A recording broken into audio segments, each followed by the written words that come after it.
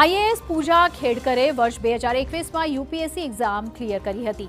UPSC એક્ઝામમાં પૂજાએ 841માં rank મેળવ્યો હતો। જો કે યુપીએસસીમાં પસંદગી માટે દિવ્યાંગતાના ખોટા સર્ટિફિકેટના ઉપયોગનો પૂજાએ એના પર આરોપ પણ છે અને તે સિવાય પૂજાએ ખુદને નોન કિમી ઓબીસી જાહેર કરી હતી, જે એક જુઠ્ઠાણું હોવાનું પણ સામે આવ્યું છે।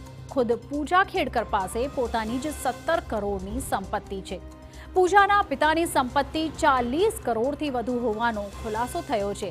એટલું જ નહીં, પૂજાના માતા પિતા પાસે 110 એકર ખેતીની જમીન પણ છે, તે પણ ખુલાસો સામે થયો છે અને કાયદાકીય મર્યાદાથી ખૂબ જ વધારે જમીન હોવાનો પૂજાના માતા પિતા પર આક્ષેપ છે।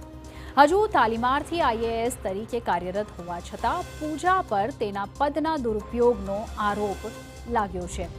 પૂજાના સિનિયર જ્યારે મુંબઈ ગયા ત્યારે પૂજાએ સિનિયરની ચેમ્બર પર જ કબજો કરી લીધો હતો।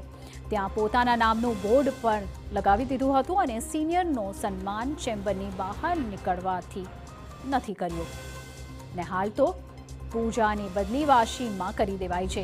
પણ સમગ્ર મામલે હવે એક તપાસ કમિટીની રચના કરવામાં આવી છે, જે 2 અઠવાડિયામાં પોતાનો રિપોર્ટ સોંપશે। દાવો કરાઈ રહ્યો છે કે કદાચ પૂજાને નોકરી ગુમાવવાનો પણ વારો આવી શકે છે।